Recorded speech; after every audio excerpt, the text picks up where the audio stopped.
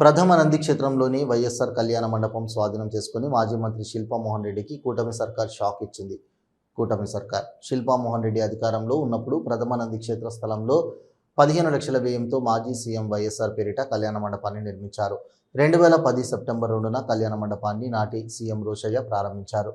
Rules ప్రకారం కళ్యాణ మండపాన్ని ఆలయానికి అప్పగించకుండా శిల్ప సేవా సమితి ద్వారా కళ్యాణ మండపాన్ని అద్దెకిచ్చి 15 ఏళ్లు సొమ్ము చేసుకొని ఆలయ ఆదాయానికి గండి కొట్టారు శిల్పా మోహన్ రెడ్డి.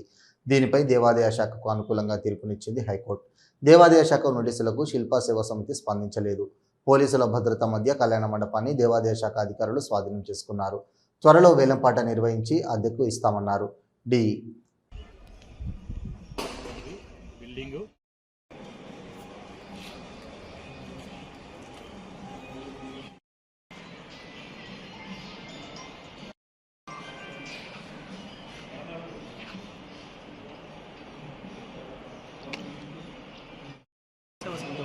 మెయింటైన్ చేస్తారు.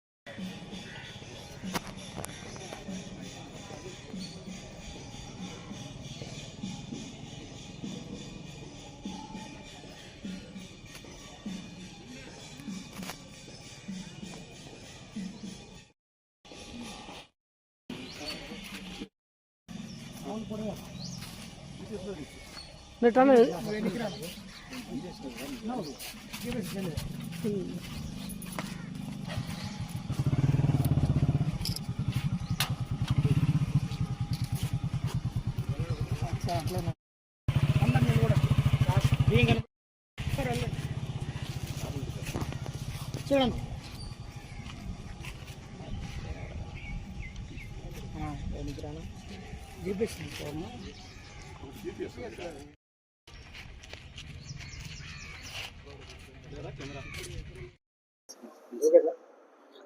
నంద్యాల టౌన్లో ప్రథమానందీశ్వర స్వామి దేవస్థానం ఆవరణంలో నిర్ణయించిన శిల్పా సేవా సమితి కళ్యాణ మండపము 2008 నుంచి శిల్పా సేవా సమితి వాళ్ళ కంట్రోల్లో ఉన్నది.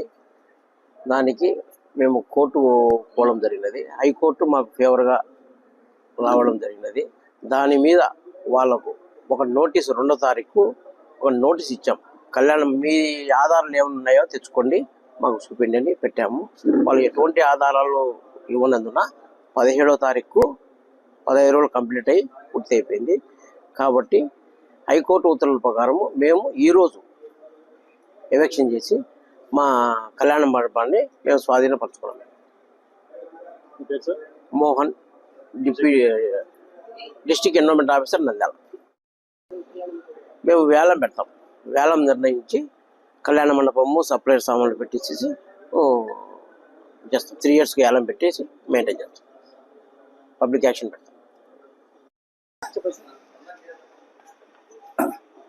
దేవాదాయ శాఖ ఉన్నతాధికారుల ఆదేశం మేరకు దేవస్థాన స్థలంలో నిర్మించినటువంటి కళ్యాణ మండపాన్ని ఈరోజు మేము అధికారుల సమక్షంలో, రెవెన్యూ వారు, పోలీసు వారి సమక్షంలో ఈరోజు స్వాధీనం తీసుకోవడం జరిగింది. మేము తర్వాత లీజుకి ఇవ్వబోతున్నాము. 1 సంవత్సరం కానీ 3 సంవత్సరాలు కానీ లీజ్ ద్వారా రెంట్కి ఇస్తాము. బహిరంగ వేలం ద్వారా నిర్వహిస్తాము. బహిరంగ వేలంలో ఎవరైనా పాడుకొని తీసుకోవచ్చు.